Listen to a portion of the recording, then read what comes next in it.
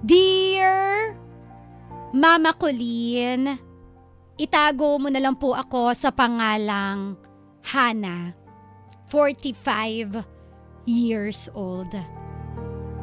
19 years old po, 19 anyos, nang itanan po ako ng aking asawa. At sa maniwala po kayo o hindi, wala pong nangyari sa amin nung mga panahon na yon. At hindi pa po ako handang mag-asawa, at kung tutuusin po ay may mga nais pa po akong gawin sa buhay. Simulat sa pulpo or sumulat po ako sa aming pastor para matulungan po ako na mapigilan ang aking angka na huwag po muna po akong ipakasal. Pero wala pong nagawa ang lahat at nasunod po ang pamilya ko na ikasal kami. Mama Colleen, fast forward po, nagtagumpay na nga po ang angkan ko na ipakasal ako sa taong ito. Hanggang sa nagkaroon na nga po kami ng 3 anak ng aking mister. Mama Colleen, natutunan ko na rin naman siyang mahalin. At kung tutuusin, sa financial at pangangailangan sa bahay, okay na okay po ang asawa ko.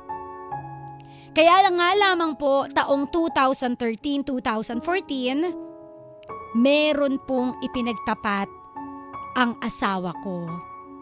At di umano, sabi niya, nakabuntis daw po siya ng ibang babae. Oh no! Yung nabuntis niya po, Mama Colleen, mas bata sa akin, maputi. At ito pa yung nakapagpadurog ng puso ko sa aking nalaman. Dahil kinunsinti po siya ng kanyang mga tiya, pinsan niya, at sobrang sakit sa puso ko. At noong mga panahon na yun, durug na durug ako nang malaman ko yung revelasyong ito mula sa mister ko.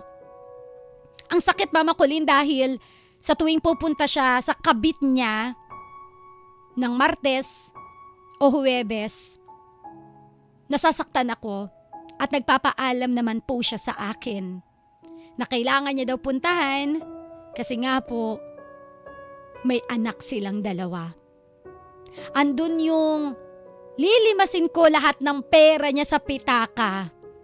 Nandun yung ipa-flat ko yung gulong ng sasakyan niya. Lalagyan ko ng sili yung brief niya. Oh, no! Para hindi lang siya makapunta sa kabit niya. Pero ending, andun pa rin po. Nakakagawa pa rin siya ng paraan. Makapunta lamang sa kanyang kabit. Tapos, masaklap, uuwi siya na may chikinini. Tapos magtatawagan pa sila ng mahal. Oh, no! Hanggang sa ipinanganak po ng kabit niya yung panganay niya. Nagmamakaawa po yung asawa ko sa akin. Napatawarin ko na sila dahil yun pala ay 5 araw nang nagle-labor yung kabit niya. Nung panahon na yun, nasabi ko na hayaan mo na lang silang mamatay sa panganganak. Mama Colleen, sorry Nasabi ko to dahil sa sobrang galit ko.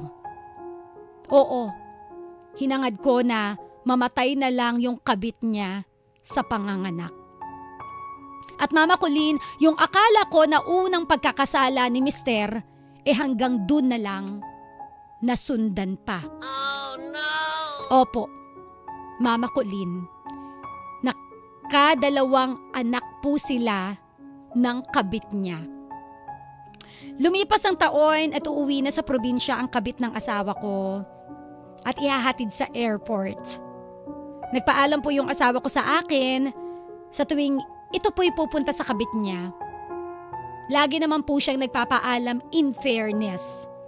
Pero ang ginagawa ko, Mama Colleen, nung araw na yon na ihahatid niya sa airport yung kabit niya, lahat ng damit niya, binasa ko para wala siyang masuot at hindi po siya makapunta sa kabit niya.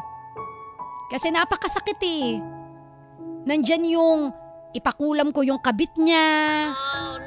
Andyan yung puntahan ko yung mga simbahan at magdasal. Iiyak ako ng iyak to the point na nag-iinom na ako ng alak hating gabi. Naalis ako ng bahay. Sinusundan ko araw-araw yung asawa ko para mahuli ko yung kabit niya. Ewan ko ba? Napakatanga ko. Nagpakatanga ako noon. Alam mo yun, masahol pa ako sa mababaliw. Nagpabarangay ako, nagpapulis ako. Lahat ginawa ko. Ang sakit talaga nun. Pasalamat ako sa Diyos. Hindi kami nagkita ng kabit niya. Dahil baka napatay ko yung kabit o ako ang mapatay ng mga panahon na yun. Oh no! Ang sakit ng dinanas ko nun. Sobrang hanggang sa ngayon pag naaalala ko yun, nasasaktan pa rin ako at naiiyak pa ako. Pero Mama Colleen, sa kabila ng lahat ng sakit, sa kabila ng lahat ng pagkadurog ng puso ko, hindi pa rin ako nakipaghiwalay sa asawa ko. Hanggang ngayon, magkasama pa rin kami.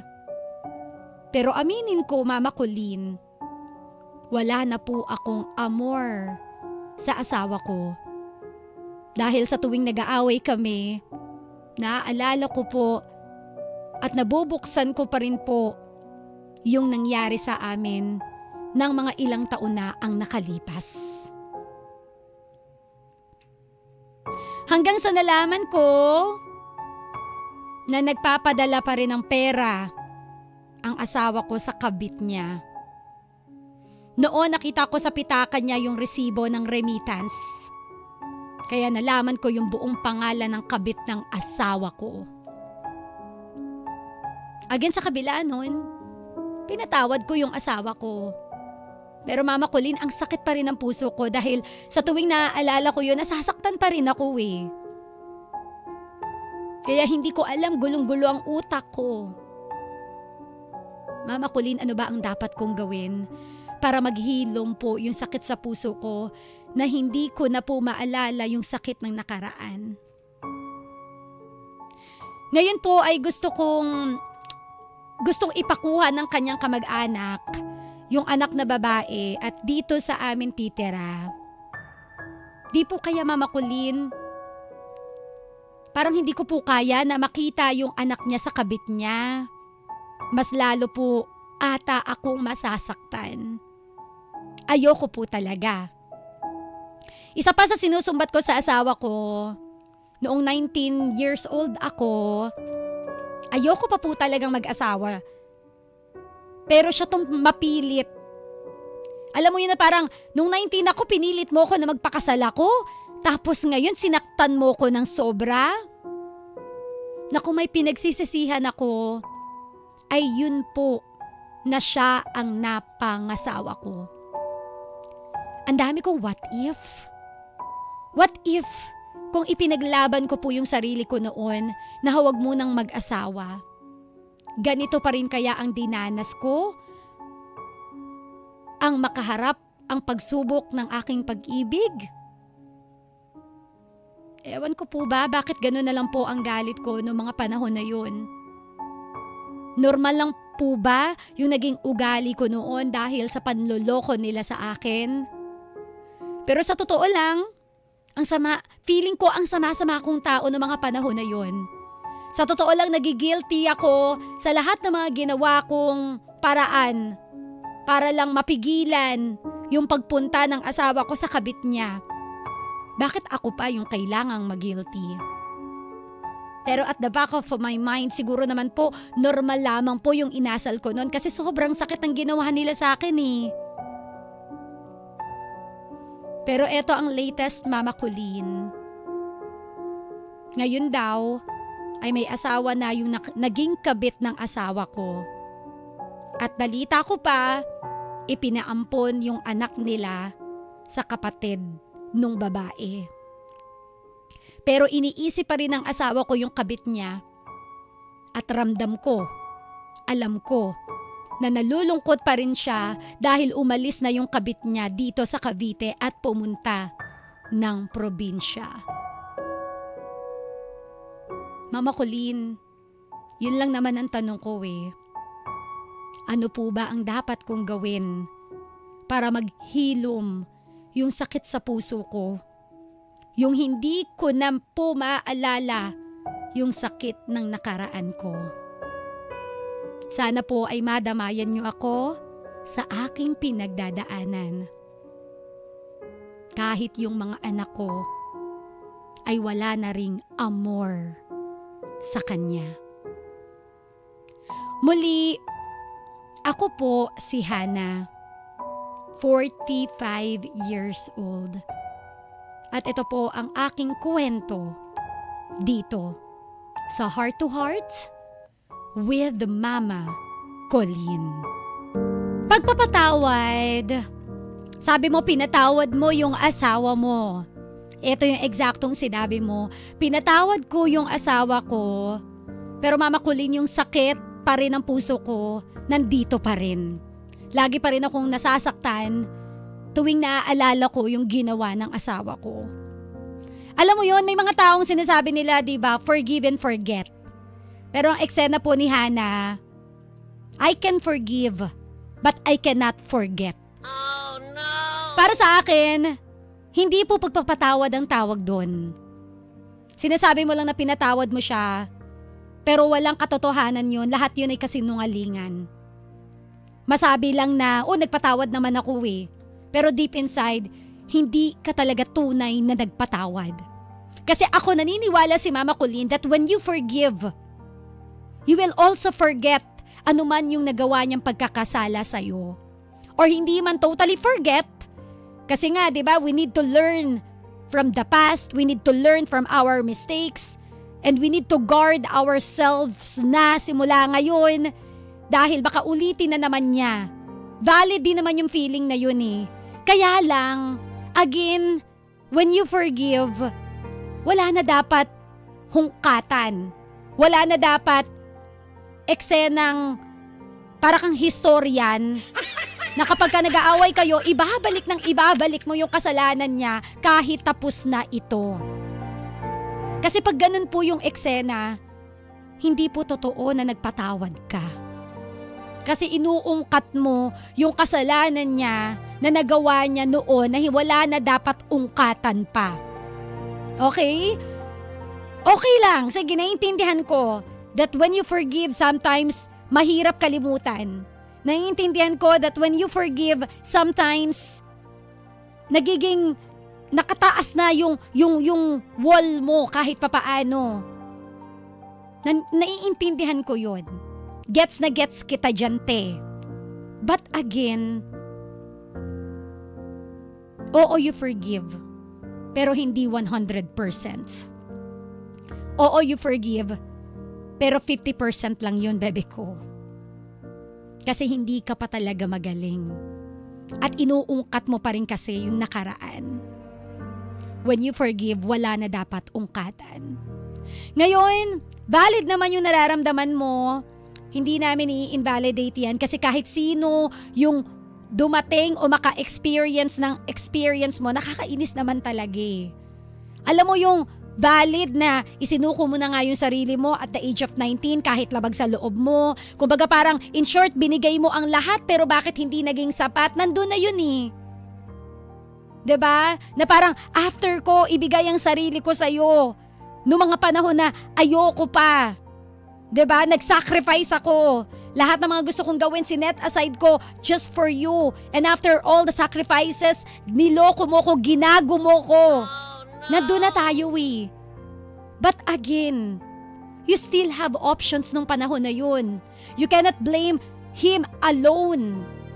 'Di ba? Ikaw rin ang nagdesisyon. Pwede ka ring manlaban kung gugustuhin mo. So, tama na yung parang, what if hindi ko binigay yung sarili ko? What if hindi ako nakipagkasal sa taong ito? What if it's also your choice? So, partly, wag mo lang siyang i-blame sa choice mo noon kasi ikaw rin ang pumayag. Kahit sabi mo labag sa loob mo pero pumayag ka pa rin. It's still also your choice. So, siguro, no, stop blaming the person. Stop pointing fingers, but just let go and move on.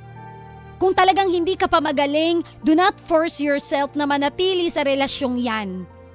Kung talagang hindi ka pa magaling at kung ganyan na may ginagawa pa silang actions na pwedeng magpa-throwback lahat ng mga sakit na naramdaman mo noon, go out! Let go! And let God. Kung walang respeto yung pamilya nung lalaki sa'yo, go out!